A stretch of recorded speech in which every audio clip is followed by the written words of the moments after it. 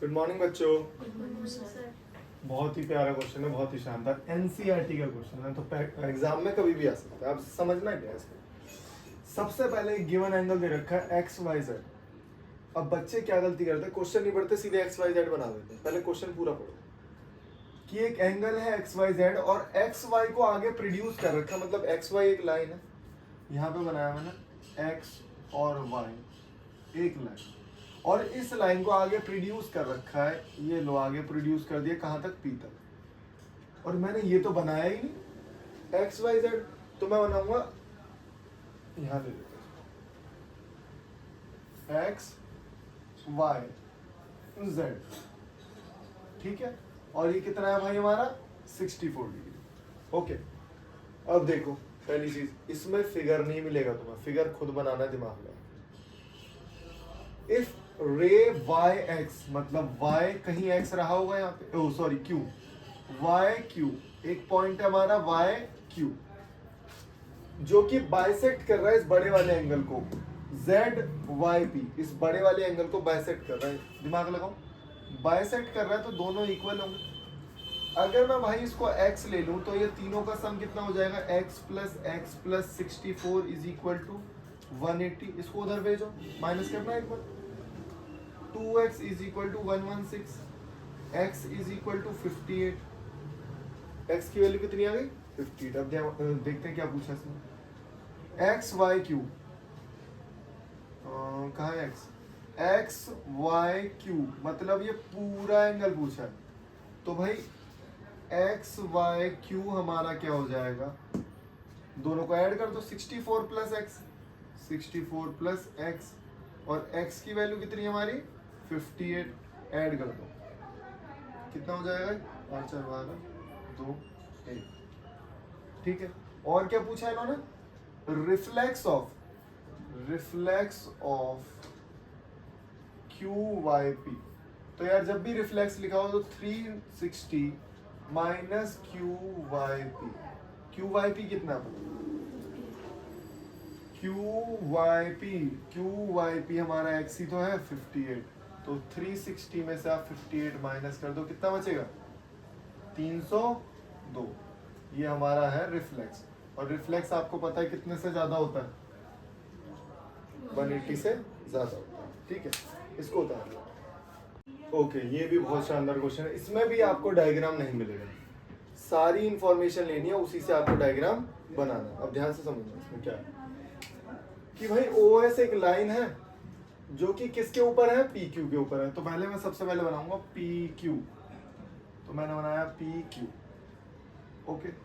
PQ के ऊपर एक OS है, कहीं भी बना लो जहां तुम्हारा मन करे, OS यहाँ बना लो, OS। फिर उन्होंने बोला OR जो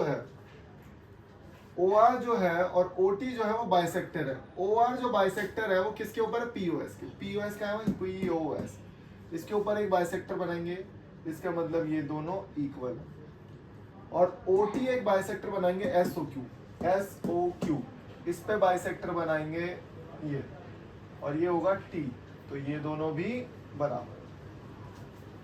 डायग्राम बहुत इंपॉर्टेंट है। अब मुझे बताना है, मुझे फाइंड क्या करना है, ROT। तो बेटा वैसे तो हमेशा याद रखोगे, ROT इज ऑलवेज 90।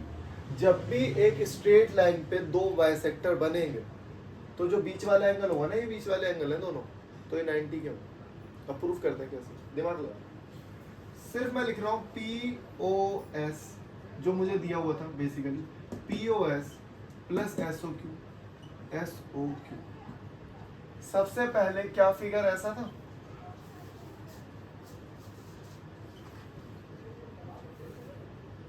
POS और SOQ ऐसे ही था, तो इन दोनों का सम कितना होगा, इन दोनों का सम कितना होगा 180। बहुत बढ़िया। लेकिन अगर मैं बोलूं सिर्फ मुझे ये वाला एंगल चाहिए, मुझे कौन सा एंगल चाहिए, ROS, तो क्या मैं POS को हाफ नहीं कर सकता, उसको भी हम ना लिख देंगे अलग से, स्टेटमेंट लिख दे रहा हूं कि भाई जो ROS है वो हाफ होगा किसका, POS का, क्योंकि वो बाइसेक्टर है।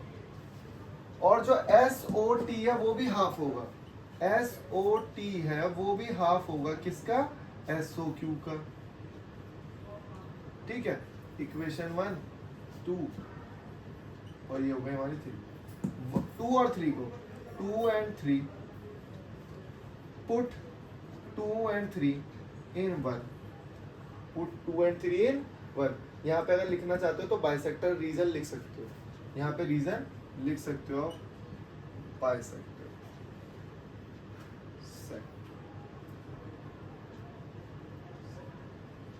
ठीक है, तो अब POS की जगह क्या लिखूंगा मैं, POS की जगह क्या मैं POS की जगह ट्वाइस ऑफ SOR लिख सकता हूँ, इस 2 को यहाँ भेज दो, तो POS की जगह लिख दूंगा मैं ट्वाइस ऑफ SROS, और SOQ की जगह लिख दूंगा ट्वाइस ऑफ SOT। क्या मैं ट्वाइस कॉमन ले लूं, ले लूं, तो ROS plus SOT is equal to जो ट्वाइस मेरा बाहर आया, जो ट्वाइस मेरा बाहर आया वो मैं 180 से डिवाइड कर दूंगा, तो जब 180 से डिवाइड करूंगा तो 90। तो भाई एक बात बताना, ROS और SOT है क्या, क्या ROS और SOT ROT नहीं है, क्या ROS और SOT ROT नहीं है, तो भाई ROT बराबर 90, और ये हमेशा होगा, ये हमेशा होगा। अगर आपको इसमें से पूरा कोई भी एंगल दे देगा ना, अगर मान लो मैंने यही वाला एंगल दे दिया, मैंने दे दिया 58, और फिर मैंने बोल दिया 2 बाइसेक्टर बना दिया, कोई टेंशन ही नहीं लेनी, तब भी 90 होगा, तब भी 90 होगा। बस मुझे बताओ ये 58 तो ये कितना होगा, 1 2 6, यही हो, अरे 1 2 2 सॉरी 1 2 होगा ना, यही होगा। ओके, मुझे बताओ जब मैं इसका बाइसेक्टर ड्रॉ करूंगा तो अंदर वाला एंगल इसका हाफ कितना हो जाएगा, 29। इसका हाफ बताना मुझे 61। क्या इन दोनों को ऐड करके 90 नहीं आ रहा, तो हमेशा याद रखना बाइसेक्टर्स को ऐड करके हमेशा ही 90 आता है, बाइसेक्टर्स को ऐड करके हमेशा ही 90 आता है। तो मैंने ये प्रूफ करा दिया, प्रूफ बहुत आता है एग्जाम में, जितनी बार आप लिखोगे उतनी बार समझ में आएगा, इसको याद करना है यार, ये कोई चेंज नहीं होके आएगी कि कुछ चीजें चेंज कर दी जाएंगी, बस कंसेप्ट समझना है। हो सकता है नेमिंग अलग आ जाए, ABC आ जाए, तो उसमें घबराने की जरूरत नहीं है।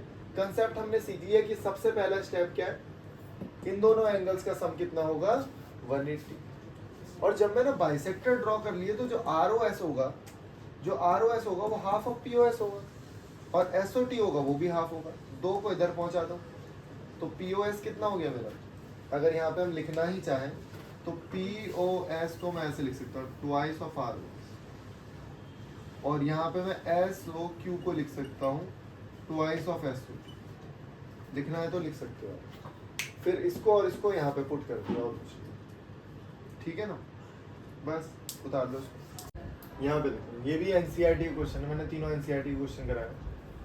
अब इसमें क्या है यार, एक OR एक परपेंडिकुलर दे रखा है किस पे, PQ पे, मैंने बना दिया, लेकिन OS जो है एक और लाइन है भाई, OS इज ए अनदर रे स्टैंडिंग ऑन PQ के एक और लाइन है OS, O यहाँ से है तो यहीं से स्टार्ट होगी OS। अब इट डजंट मैटर आप इस साइड बनाओ या उस साइड बनाओ, कोई फर्क नहीं पड़ता उससे, आप इस साइड बना दो या उस साइड बना दो, कोई फर्क नहीं, ठीक है। ओके, अब मुझे प्रूफ क्या करना है, मुझे प्रूफ ये करना है कि QOS मतलब ROS जो है ना, ROS ये वाला एंगल, ये वाला जो एंगल है ये हाफ है QOS और POS, हाँ बिल्कुल होगा, इसमें कोई दिक्कत नहीं। तो एक टर्मिनोलॉजी निकालते हैं कि POS, ध्यान से देखो, और एक चीज और है, परपेंडिकुलर तो ये 90 होगा, तो मैंने देखा सिर्फ यही 2 एंगल लिखूंगा, अभी मैं यही 2 एंगल लिखूंगा, तो मैंने ये लिखा QOS को क्या लिख सकता हूँ भाई, QOS को क्या मैं QOS को ऐसे लिख सकता हूँ 90 प्लस ROS, ध्यान से देखो 90 प्लस ROS, 90 प्लस ROS, उसके बाद POS को क्या लिख सकता हूँ, POS को यार उधर वाला एंगल 90 है तो ये वाला पूरा कितना होगा 90। मुझे बताओ उधर वाला 90 है तो ये वाला भी 90 होगा इस साइड वाला, तो POS को लिखूंगा, POS को 90 माइनस SOR। पहले इसको दिमाग लगा के समझो, दिमाग लगा के समझो। ये एक तरीका और है, एक तरीका और बता सकते हो, पहले तो इसे समझो। वैसे तो आपने एलिमिनेशन मेथड ये सब मेथड पढ़े हो कि इन दोनों वैल्यूज को माइनस कर देंगे तब आ जाएगी वैल्यू, नहीं तो मैं यहीं से थोड़ा सा मॉडिफाई कर देता हूँ। अब बस क्या करना है आपको, ROS को अकेला कर देना, ROS को। या आप एक काम कर सकते हो, पता क्या, आप दोनों तरफ से ROS की वैल्यू निकाल दो और दोनों वैल्यूज को कर दो ऐड, या फिर 0.2 मैंने देखा पूरी इक्वेशन में 90 नहीं है, पूरी इक्वेशन में 90 तो 90 को यहीं पे रहने दो, इसको इधर ले आओ, QS is minus ROS is equal to 90 equation. ROS को इधर लिखो, POS plus ROS is equal to 90 equation. जब दोनों इक्वेशन 90 के इक्वल है इसका मतलब दोनों इक्वेशन बराबर है।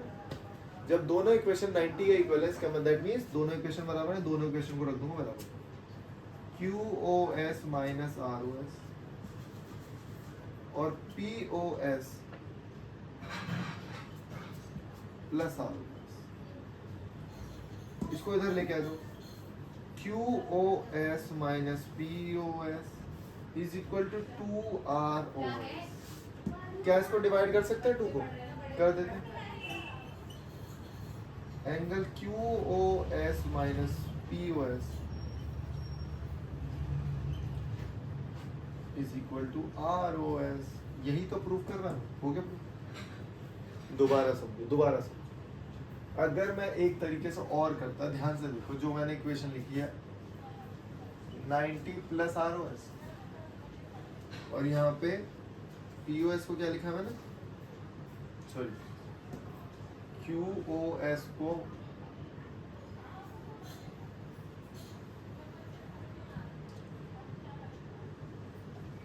POS को लिखा है, POS को 90 माइनस ROS। अगर आप 90 को एलिमिनेट करो तो कैसे करोगे, माइनस। शायद आपने एलिमिनेशन मेथड नहीं सीखा, कुछ नहीं करना, मैं माइनस लगाना, माइनस माइनस माइनस, मतलब साइन चेंज करने होते हैं, मतलब दोनों को सब्ट्रैक्ट कर रहा हूँ, तो ये 90 से 90 कट गए, ये दोनों ऐड हो जाएंगे तो यहाँ आ जाएगा सीधे ROS, और क्योंकि ये दोनों माइनस हुआ है तो QOS माइनस एंगल P, उसके बाद 2 को डिवाइड कर देंगे, वो जाएगा। मतलब ये अलग तरीका है, ये नहीं करना, या तो आप ये करो या तो आप ये करो, दोनों में से जो आपको समझ में आ रहा है वो करो। ये भी बहुत ज़्यादा इंपॉर्टेंट है एग्जाम पॉइंट ऑफ व्यू से, ये तीनों एग्जाम्पल क्वेश्चंस बहुत ज़्यादा इंपॉर्टेंट है और सारे NCERT के, सारा सीन क्या है ये NCERT। ओके।